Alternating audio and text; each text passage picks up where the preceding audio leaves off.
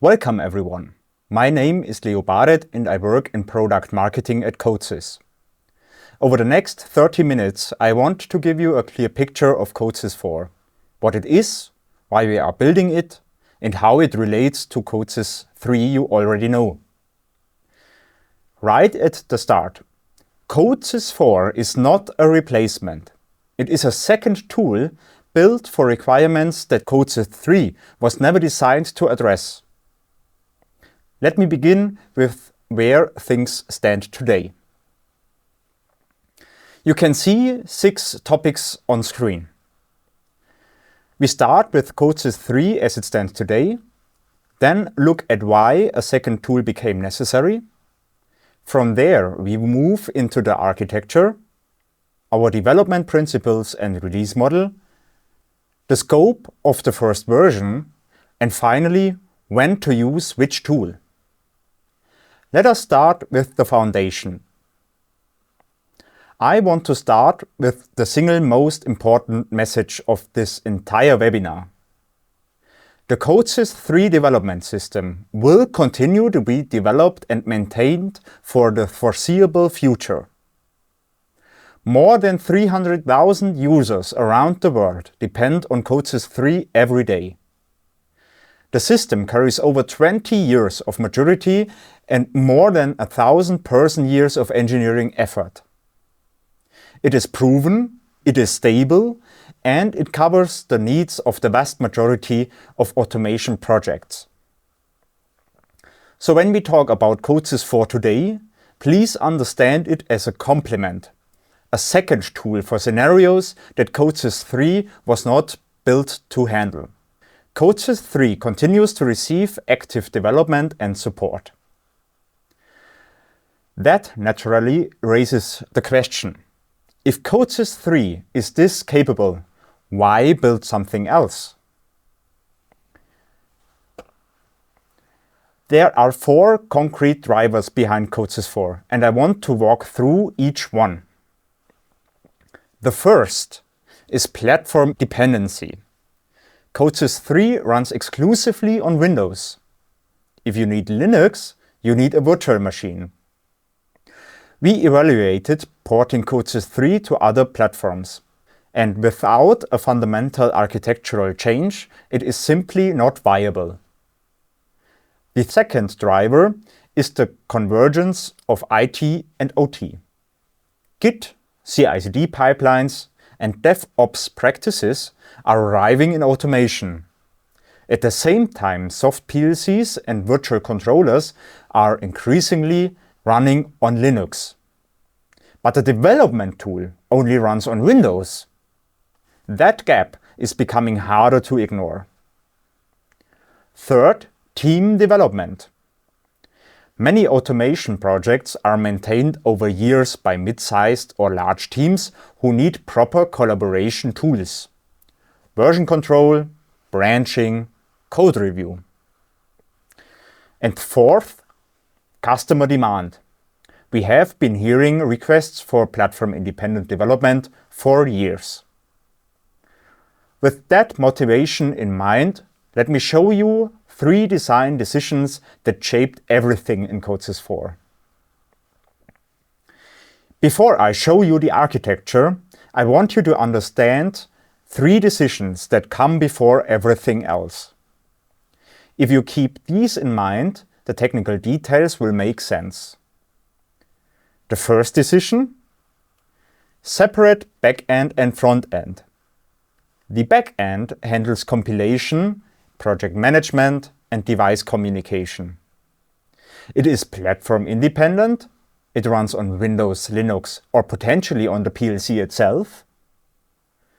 The front end is a browser application, so you can open it on any device with a modern browser. The second decision: projects as folders of text files, not a single binary file like .project we have in CODESYS 3. This is what unlocks version control, branching, merging, and code review in external tools. The third decision: full compatibility with the CODESYS 3 runtime and libraries. Many of you remember the transition from CODESYS 2 to CODESYS 3, where a lot changed at once.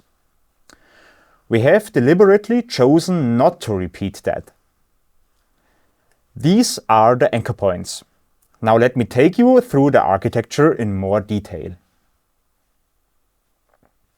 On this slide, you can see 6 pillars that form the foundation of CODESYS 4. Let me put them in context. The back-end front-end separation has an important consequence. The front-end is entirely optional for core operations. You can compile and build without ever opening a browser. That is what makes headless CI/CD possible. Text-based storage means your project lives as human-readable files, JSON, XML, and native text like structured text. Nothing is locked inside a proprietary binary. The shared runtime is the one you already know from CODESYS 3. Your existing hardware, your certifications, all of that carries over. Security is built in from the ground up. Modern authentication, rate limiting, and process isolation are designed from day one.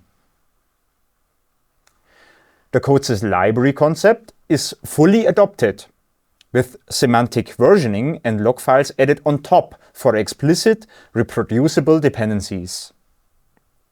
And finally, the extension model prepares for a future plugin ecosystem. Internally, we already use it for Modbus, Ladder, and structured text editor. Next, I will show you how these layers are structured technically. This diagram shows 3 layers. The back end does the work, the front end shows the result, and a defined channel connects them.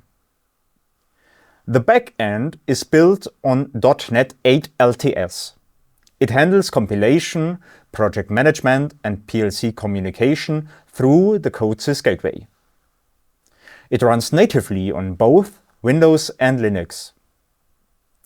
The communication channel between back-end and front-end uses WebSocket with JSON RPC 2.0. It supports request response, observable streams, and automatic reconnection for a stable connection between back-end and front-end. If you are familiar with modern web development, these patterns will feel natural. The front-end is an application using the Monaco editor, the same engine behind Visual Studio Code. Project tree, watch lists, and code editors all run in the browser. This layered architecture opens up multiple deployment options. Let me show you the 4 scenarios. Because back-end and front-end are separate, the same software can be deployed on 4 different ways. First, locally on the developer's machine. Back-end and browser on one PC. Familiar, quick to set up, and available in the first release as a Windows desktop application. Second, on a central company server. The backend runs on Linux, team members connect through their browsers, everyone works on the same version with the shared user management. If you have ever struggled with different versions across the team with CODESYS 3, this scenario addresses that directly. Third, directly on the controller. You connect a tablet to a powerful PLC, open the browser, enter the IP address, and you are in the development environment. I want to be transparent. This is an architectural capability we are designing for, but it is not part of the first release. And fourth, backend only in a CI/CD pipeline. The compiler runs headless for automated builds and testing, no user interface needed. What makes all of these scenarios possible is a fundamental change in how projects are stored. In CODESYS 4, a project is not a single binary file. It is a directory on the file system. Library projects, device projects, and workspaces each have their own structure. Dependencies are declared in a JSON file and resolved into a log file with checksums. If you have worked with npm or NuGet, you will recognize this pattern immediately. Semantic versioning with pre-release labels is supported, so you can distinguish between stable releases, release candidates, and development builds. To practical consequence, because everything is stored as text, you get proper diff, merge, code review, and branching. The same Git workflows that software teams in the IT world have relied on for years. No proprietary binary, no login to a specific tool. This brings me to a closely related topic: compatibility between CODESYS 4 and CODESYS 3. This slide addresses the biggest concern in the room. What happens to my existing investment? CODESYS 4 and CODESYS 3 share the exact same runtime.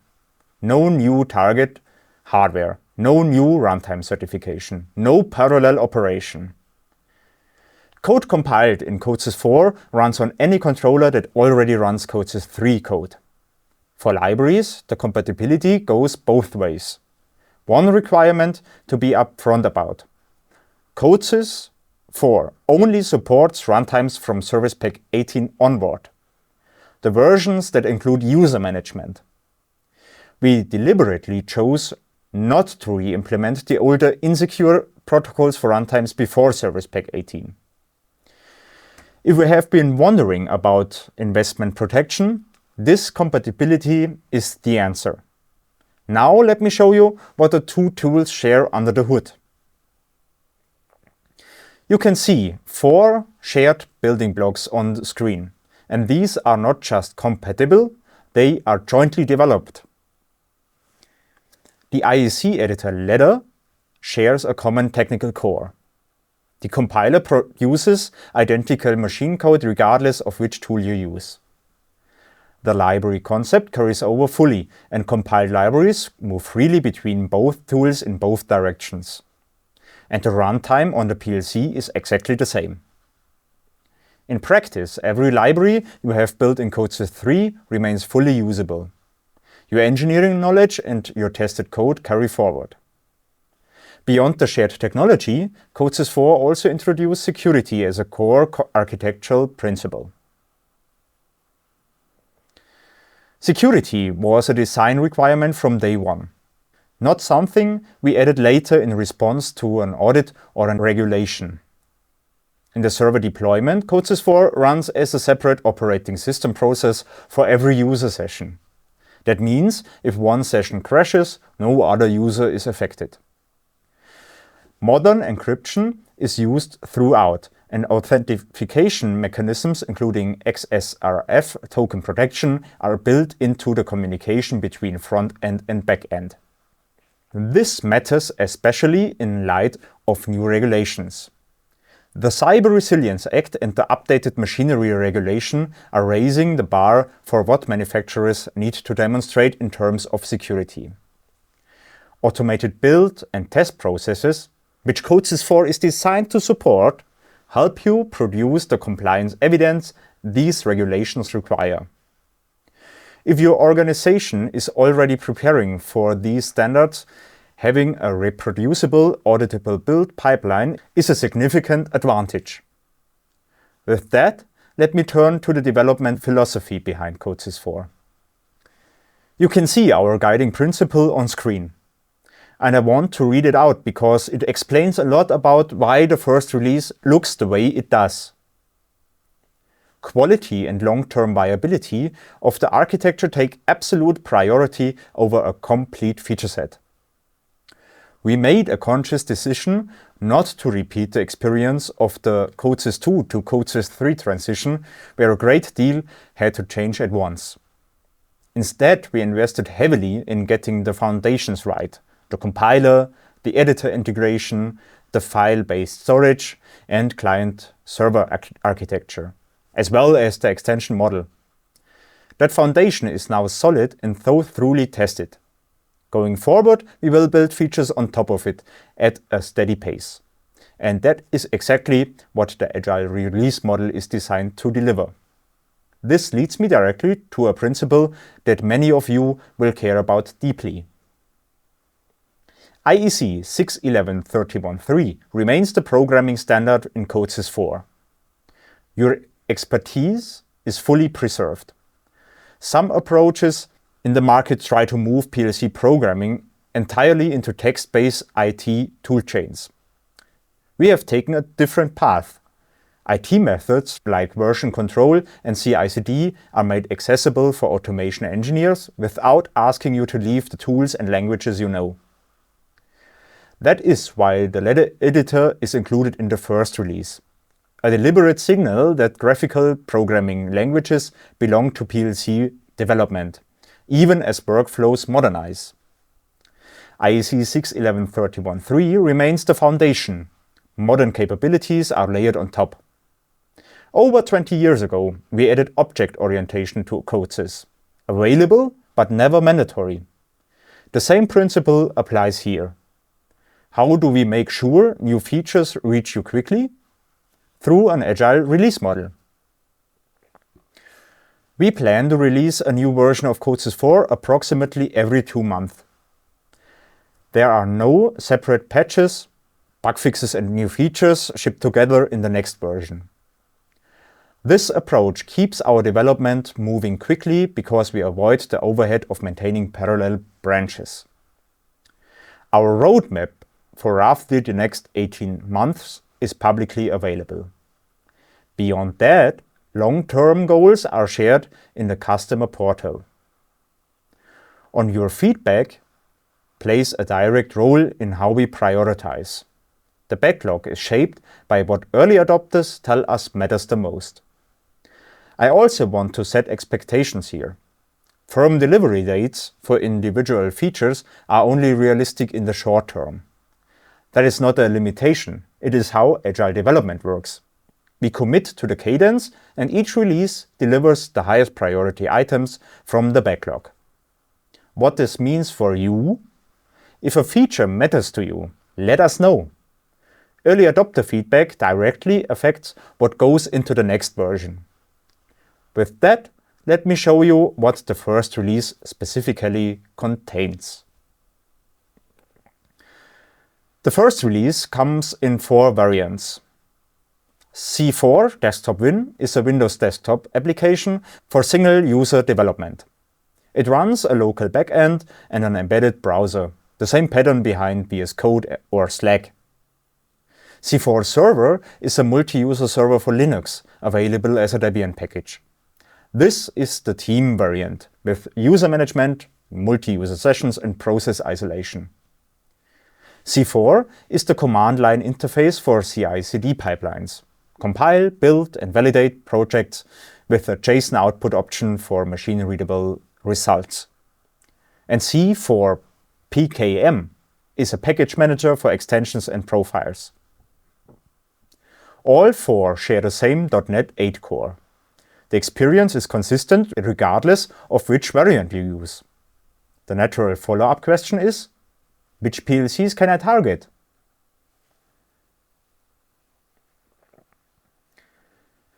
Hardware support is one of the most common questions, so let me be specific.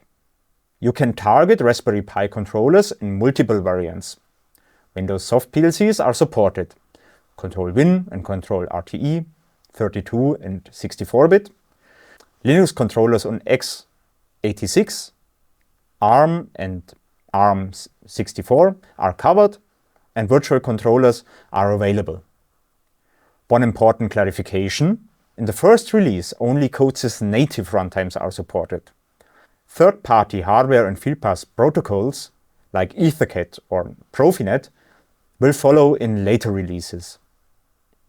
These controllers cover the key scenarios: library development, testing on Raspberry Pi or virtual controllers, and small applications with a few I/Os via Modbus. Let me show you the primary use case for this first release: library development. Library development is the primary use case for the first release, and here is why. Think of a PLC software engineer who works primarily in structured text. Someone who writes ST code daily, maintains library versions, and documents interfaces. Today, CODESYS 3 reaches its limits for library workflows: no native CI/CD, manual versioning, implicit dependencies. CODESYS 4 addresses all of them. You get command line builds, log file dependencies, semantic versioning with pre-release labels, and a modern editor.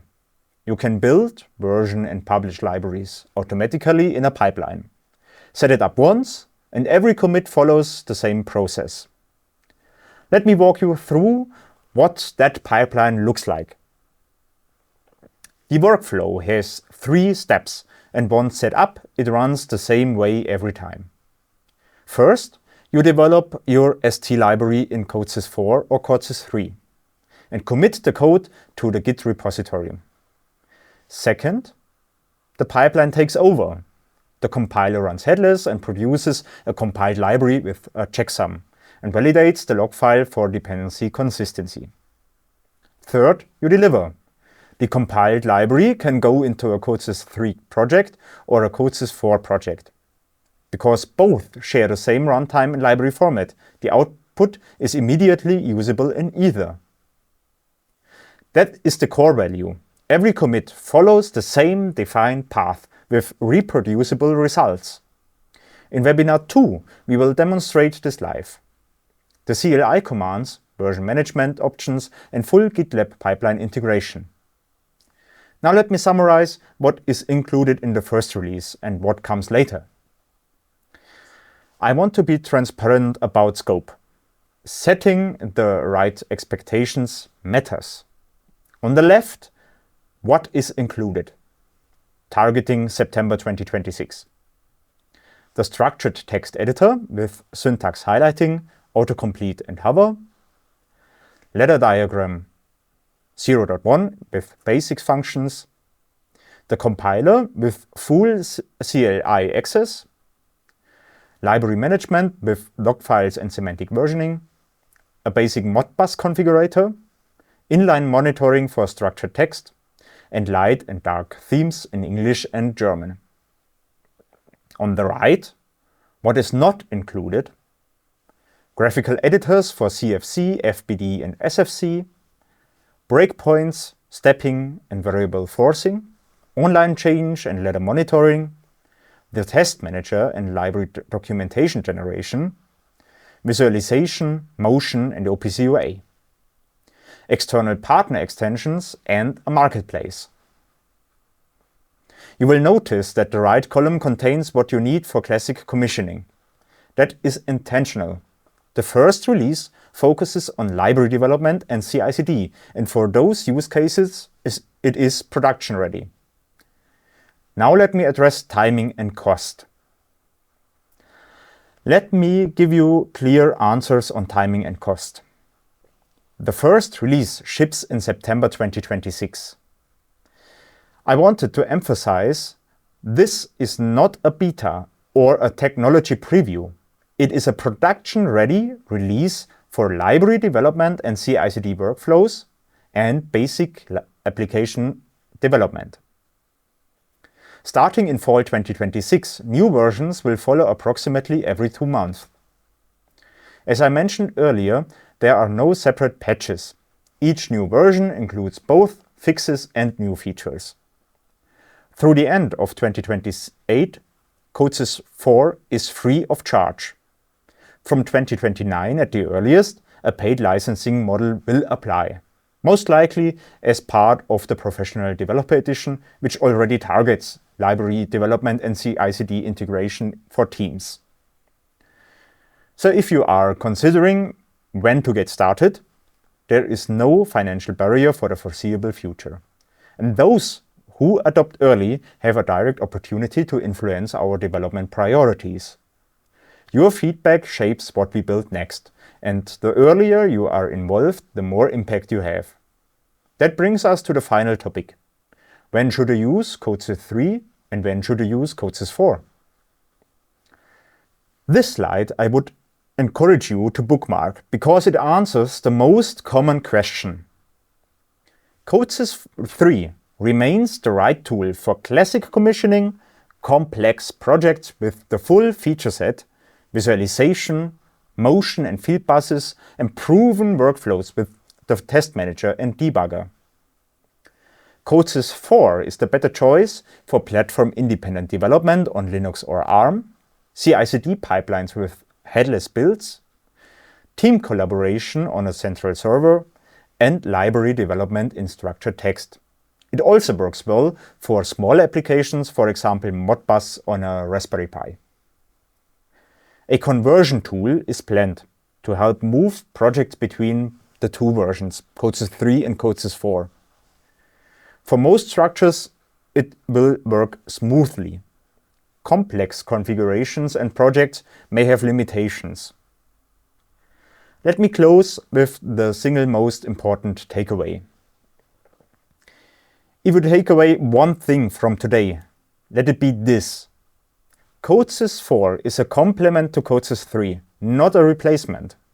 The two tools share the same runtime, the same compiler core, and the same library concept. If you are productive with CODESYS 3 today, you lose nothing. And if you want to bring modern IT development practices, version control, automated builds, team collaboration into your automation work, CODESYS 4 gives you a dedicated tool for that. Let me give you a brief preview of what is coming in Webinar 2 about CODESYS 4. Webinar 2 picks up where we left off. But instead of slides, I will show you everything live. We will edit an ST library in CODESYS 4, compile it via CLI in an integrated pipeline in GitLab, and get the compiled library that is usable in CODESYS 4 and CODESYS 3, step by step. If today's CI/CD discussion felt abstract, Webinar 2 will make it concrete. If you want to try CODESYS 4 yourself, sign up for our Early Adopter program. Early adopters get access to additional informations and a direct line to influence our priorities. Thank you for your time today.